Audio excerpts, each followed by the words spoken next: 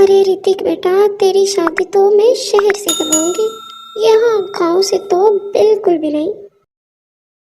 अरे माँ, बस मेरी शादी करवा दो, चाहे वो गांव से हो या शहर से। अरे ऋतिक बेटा, थोड़ा हौसला तो रख। मैंने बोल दिया ना, तेरी शादी बस शहर से होगी, गांव से तो मैं हर गिजली करूंगी।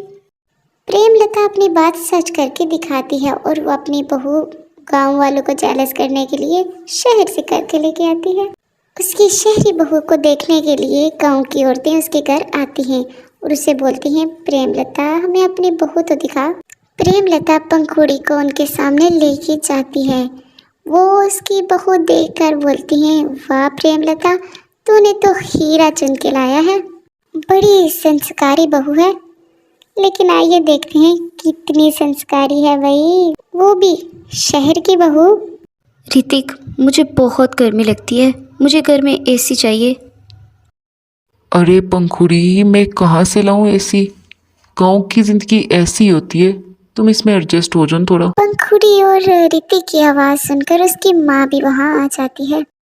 क्या हो गया बहू, इतने जोर से क्यों चिल्ला रही है तू? अरे माँ, पंखुड़ी मुझे कह रही है मुझे एसी ला के दो, वो मैं कहाँ से ला के दूँ इसको? हाँ आंटी, गांव का वेदर बहुत गर्म है, मुझसे एसी के बगैर नहीं रहने होता।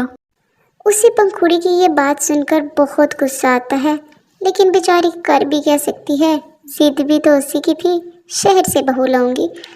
वो चुपचाप उनके कमरे से चली जाती है। एक दिन पंखुड़ी की सास उसे बोलती है, अरे बहू, मेरे सर में बहुत दर्द हो रहा है, एक कप चाय का तो बना दो। अरे आंटी, किचन में इतनी गर्मी है, मुझसे नहीं बनती चाय आपके लिए। इतने में ऋतिक भी काम से वापस आ जाता है। अरे बहू, तुझे किसी ने संस्कार वगैरह नहीं पढ़ाए क्या? अरे आंटी, मैं शहर के टॉप स्कूल में पढ़ी हूँ, लेकिन संस्कार नाम की बुक मैंने तो नहीं पढ़ी। खुरी, संस्कार बुक नहीं होती, संस्कार मतलब रिस्पेक्ट।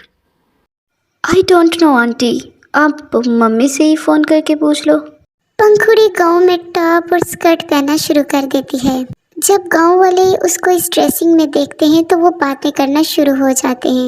एक दिन गांव की औरतें ऋतिक की माँ को बोलती हैं, क्या हो गया तुम्हारी बहू को, वो किस तरह के कपड़े पहन के गांव में निकलती है? लेकिन बेचारी प्रेमलता के पास कोई जवाब ही नहीं होता, इसीलिए वो चुपचाप वहाँ से चली जाती है।